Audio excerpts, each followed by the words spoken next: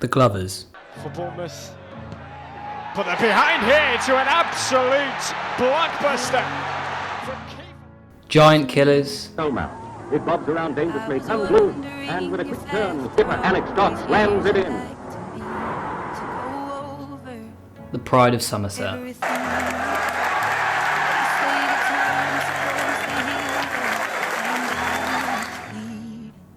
This is the story of Yeovil Town Football Club.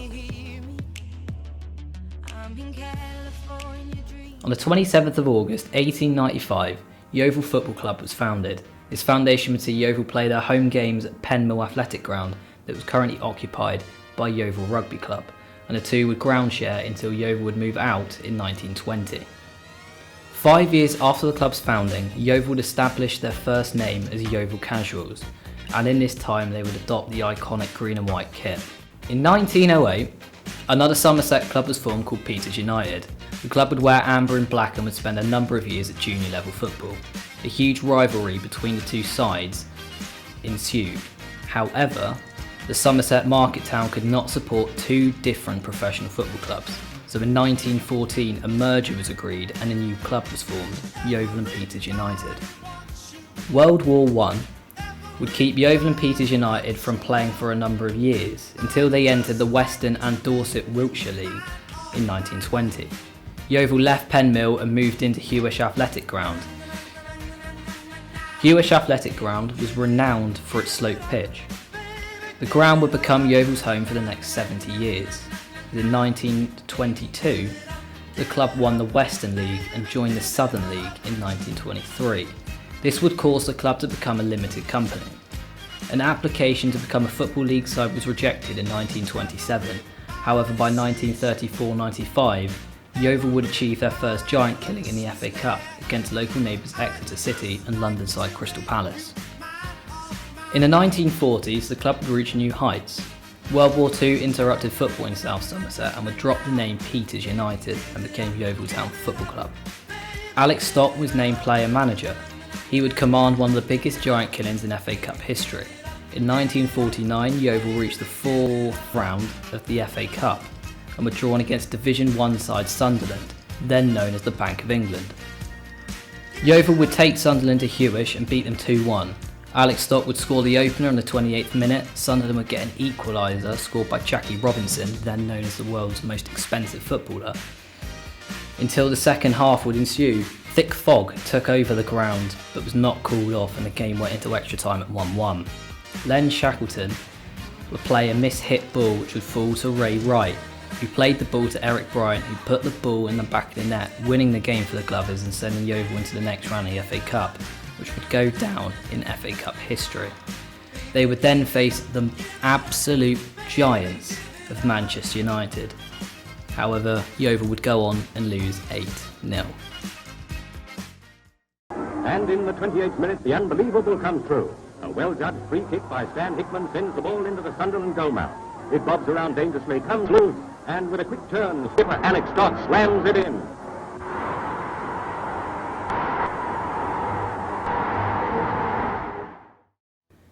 Between the years of 1912 and 1950, Yeovil would win the Southern League 8 times and would spend the 1950s reaching even greater heights, with Yeovil topping the Southern League in 1954-55, beating arch rivals Weymouth to the title. Yeovil would win the title again in 1963-64, but would then have to wait until 1970-71 to win the Southern League for the final time, as in 1975-76, after a few high finishes in the Southern League, Yeovil were granted into the Football League. Yeovil would spend the next few seasons struggling, as between 1980 and 1984 the club would just survive a drop until 1984-85, where the club would finish bottom of the Gold League with only 6 wins all season.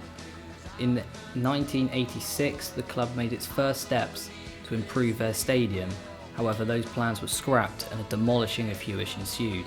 Yeovil bought ground off of Loughton Way in Yeovil and a new ground was soon to be constructed. Hewish would see its last ever trophy as Yeovil won the Isthmian title in 1988 and later winning the Isthmian Charity Shield the next season. Hewish would see some of Yeovil's greatest ever games and hosted some massive clubs along the way. As the club waved goodbye to the ground in 1989, the ground became a Tesco superstore in Yeovil. The club then moved to Lufton Way and created a 10,000 capacity stadium that would cost the club £4 million. Looks like it's going to be the left foot of Michael McIndoe. Way and Johnson are there as well. It is McIndoe! Yes! Oh, it was a beauty. An unbridled joy all around Hewish Park. On Saturday the 4th, 1990, Yeovil would play their first match at the newly opened Hewish Park. They would face off against League giants Newcastle United in a friendly, which saw the visitors win 2-1. A year later, Yeovil would face Arsenal in the FA Cup. Players like Ian Wright, Paul Merson and Tony Adams would take to the turf, and the Glovers Paul Batty, Paul Wilson and Mickey Spencer would be Yeovil's standout players between 1991 and 92. In 1995, former Tottenham star Graham Roberts took over as Yeovil manager, with his time in Somerset seeing Roberts win the 1996-97 season. The 1997-98 season would see John Fried by Yeovil Town Football Club and would oversee the biggest success in the club's history. The late 90s would see Yeovil in the Conference. In June of 2001, Yeovil would appoint ex-Latvian national team manager Gary Johnson, and this would spark the best years for the Glovers. In his first season, Johnson would manage to win the FA Trophy at Villa Park, with Carl Alford and Adam Sansfield scoring the goals on the day. Next season would go even better. The name of Yeovil Town Football Club, and for the first time they lift it in the shape of their captain, Terry Skiverton. Yeovil Town are the winners. The conference winning side of 2002-03 saw Yeovil top the league with 95 points, making careers for some of these players including Terry Skiverton, Darren Way, Kevin Gould, Lee Johnson, Gavin Williams and Michael McIndoe. Yeovil would play their first game in the Football League in a 3-1 win away at Rochdale. They would finish 8th in their first ever season in the Football League, just missing out on the playoffs. Johnson would better himself again in the 2004-05 season, winning the League Two title, although he departed for Bristol City not long after. The next few years would be rocky, with Russell Slade taking over at Yeovil and would get them a place at Wembley in 2006-07 after an unbelievable turnaround in the semi-finals of the League One playoffs against Nottingham Forest. Yeovil would win 5-4 that day. They were beaten by Blackpool in the final 2-0. After this season, Yeovil would have 5 years of limbo, just surviving relegation from League One, and a number of times. Slade left the club in 2009 and Steve Thompson would take over as caretaker manager until Terry Skiverton took over as player manager in 2009-10. Skiverton would keep Yeovil in the league successfully in 2009-10 and 2010-11, however struggled in the 2011-12 season. This sparked a return for Gary Johnson, who returned in January of 2012. Johnson helped Yeovil stay in the league, but then scrapped a lot of the first team from the 2011-12 season, bringing in a whole new squad for the next season. Yeovil would set 2 club records with 7 wins in a row and 8 defeats in a row in the same season. However, they would achieve a 4th place finish, clinching a playoff place. Yeovil would defeat Sheffield United 2-1 over 2 games to book a trip to Wembley, where they faced Brentford. Paddy Madden scored a worldie within 6 minutes, with Dan Byrne scoring off a corner. The Yeovil won promotion to the Championship, the greatest achievement in the club's history. From here, Yeovil Town went on a downward spiral. Despite the amazing season Yeovil had in the Championship, playing against some of the best clubs in England, the season crippled Yeovil financially, with a double relegation following that playoff win.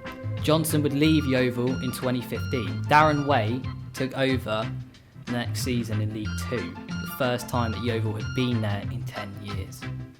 In 2015-16, Yeovil would stay in League Two, however would spend the next 3 seasons playing around the relegation zone and managing to stay up until that awful 2018-19 season, where Yeovil would finish rock bottom of League Two, going down to the National League after a 16-year stay in the Football League. After a disrupted 2019-20 season that saw newly appointed manager Darren Sarll lead his side to the playoffs after the COVID-19 pandemic interrupted the season, Yeovil would lose 2-0 in the playoff quarter-finals to Barnet. Over 125 years, Yeovil have climbed the Football League pyramid from the very bottom to the second division, but now I think every Yeovil supporter is just waiting for this feeling.